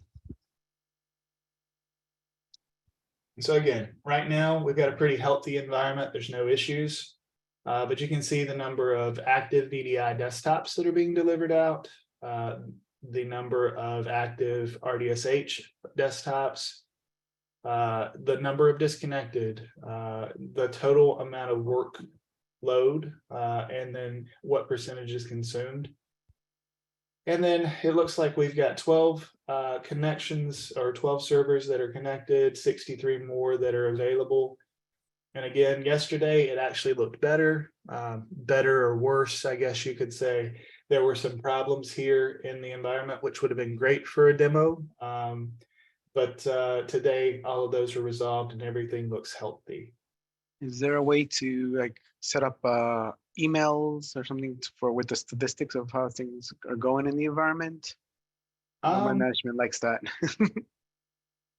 I will, so there are some event configuration things. I don't know if there's a way to email a report like on a daily basis or. Yes, like on a daily basis or a weekly basis, depending on. I will take that as a follow-up. I'm not 100% sure if there's a way to email. So I'll get back to you, Fernando. And that's another thing that I like doing these sessions. I get great questions and ideas. So if I do hit something I don't know, I will certainly follow up with you.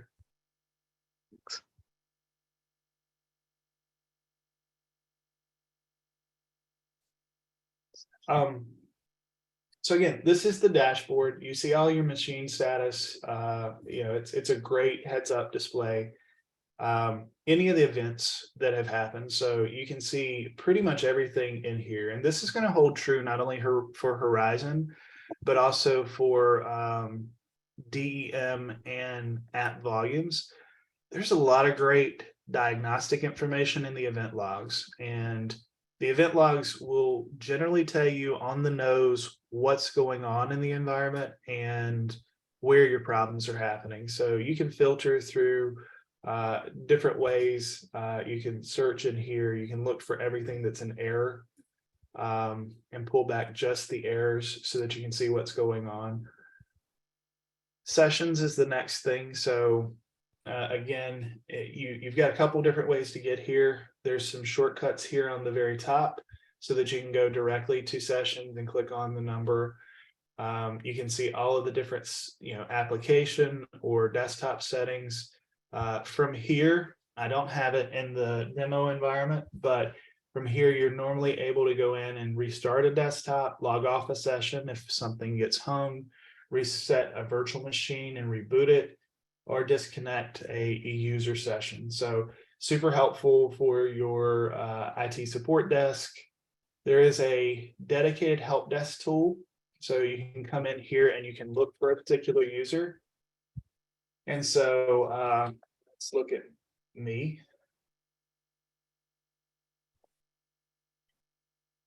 You can see where and what I've connected to, how I'm connected, all the different desktops I'm entitled, all of the different applications.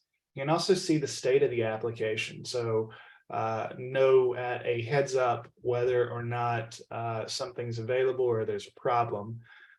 And this to me is a differentiated feature in Horizon, because this access for the help desk really enables the ability to do first call resolution and other things that are important to IT support. And I apologize for asking too many questions, Philip, but is there a section here that tells you session logon times or delays or any errors that they've gotten or I mean, I see the errors, but Yeah. I don't see logon times or how long it took for a user to log in. If there's a profile issue or something that could be indicative of a profile or something with the networking or something with the end user's endpoint that disconnected or the sort of like deeper troubleshooting, I guess you could say. Yeah. I am trying to see. I don't see it here. There are tools that can surface that. Control Up is a great example of that. So just like you get with Citrix, some of these statistics are captured in the internal databases, but not exactly surfaced here in the user interfaces. So Gotcha. third-party tools can also help with that. I actually find a lot of people don't know that Control Up does both Citrix and Horizon. So that's a good thing to mention here as well. Okay. So users and groups, we're here. You can see all of the different entitlements. Of course, you can do an entitlement to an individual user.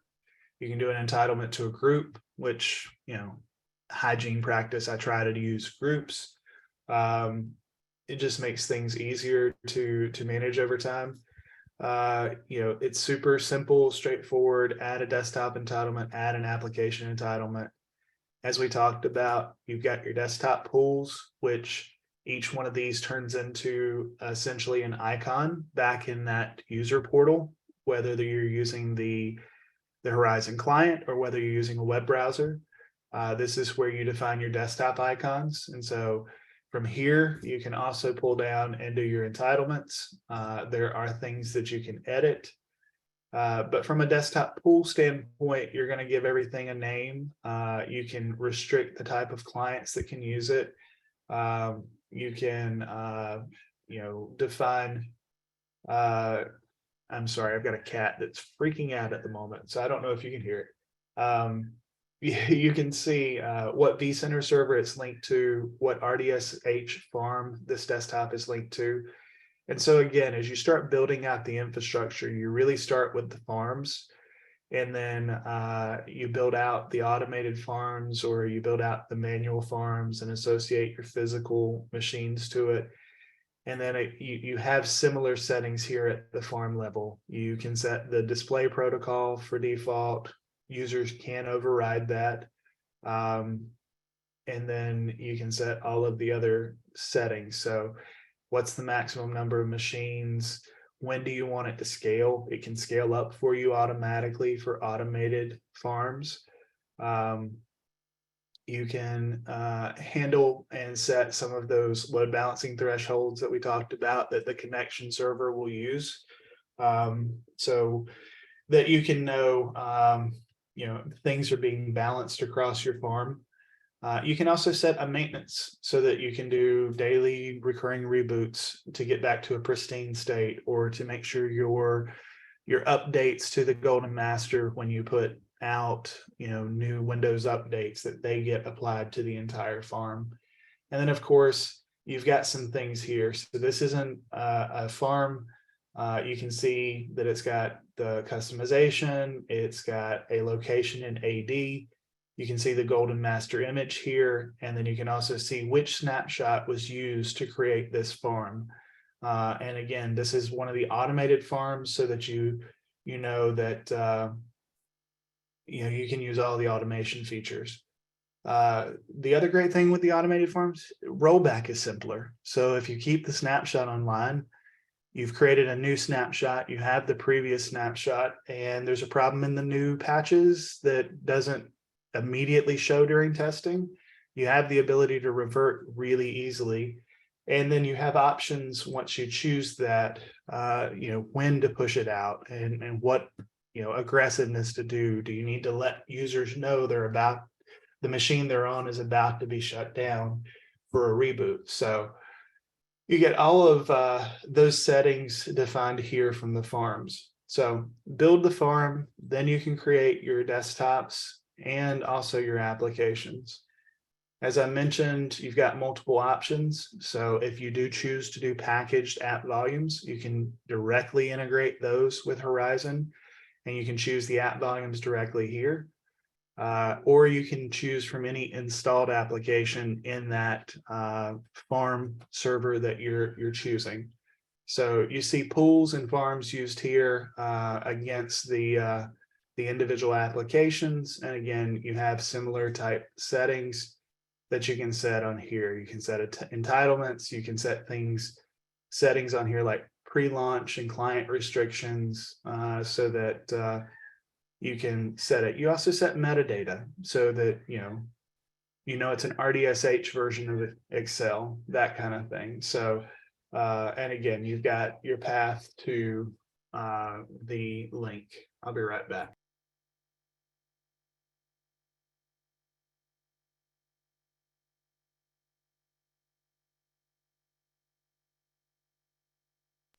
Sorry, I had a kitten whining at me, so distracting me. So that's it. I mean, from the desktops, applications, and farms, this is going to be the primary place that you're doing most of your administration. Outside of that, you're going to spend a lot of time really managing your images. So updating, making changes, installing applications. So those things are going to happen inside of vCenter. You're going to open a remote console or you're going to remote desktop into the master image. You're going to make your changes, shut it down, snapshot it, which is essentially sealing it.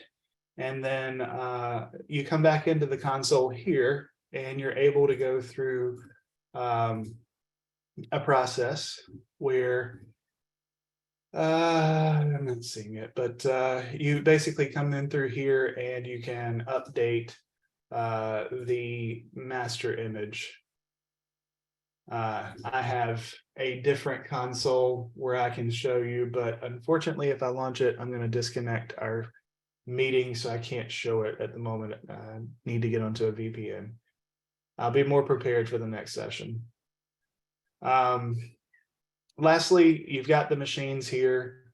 The machines allow you to see all of the different machines in the environment. So if you're having a problem with something, you can come in here and look for an RDS server or this one trader. You would be able to do a reboot, a restart, rebuild of it. So you can kick off the ability to rebuild a malfunctioning machine. If it was cloned from a golden master, you can make it basically go back out and refresh itself. So these are all of the different ways you can interact. You can put them into maintenance mode so that no users are going to them. So if you do have something going on that's a problem, no new users get affected with it. You can send messages, things like that. Make sense? So from a machine standpoint, you've got your VMs that are living in vCenter, and then you can also have RDS hosts that are not. So as we mentioned, you can do physical attachment. So when you install the Horizon agent, you define it against a connection server. And so then it gets registered into the infrastructure. And so you can then deliver and entitle users to an individual physical machine as well. So that's the machine view. I think that may be the end of our demo. Are there any questions?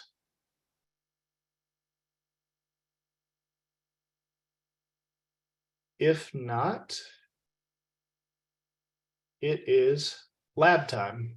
So let me get a browser up and we can take a look at the lab environment and do a quick walkthrough. So if you click the link on the email, it'll bring you to this page. As a reminder, we're completing modules 1 through 5 today. And it'll be focused on the Horizon, core Horizon, along with Workspace ONE Access. If you click take this lab now, I think it'll make you log in. If you're not already, I am already logged in. And so once it launches, it will load a lab environment. It'll take just a few minutes or a few seconds for it to deploy. Your lab guide is going to be here on the right. You can go to page, actually, you can go right here to the table of contents at the top. And then the first is going to be an overview. It's going to talk about all the different ways to kind of work with the lab environment. And then you can go directly in here to virtual desktop pools and get started.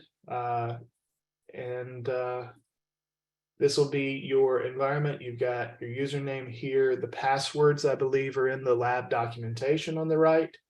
You can actually break this out into a floating window here on the screen. So there are some controls and things.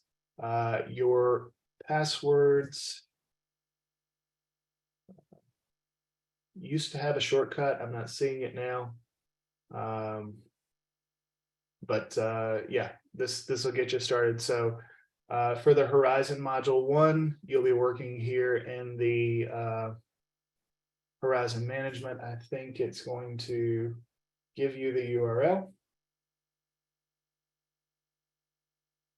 But it also gives you some of the training that we did. You can skip over those or feel free to read it. But it does recap some of that. There's also demo videos and things like that here in the guide. So if you have any questions, I'm going to be right here. Let me know if you run into any problems getting started, and just feel free to come off mute or drop in a chat, and I will be glad to assist.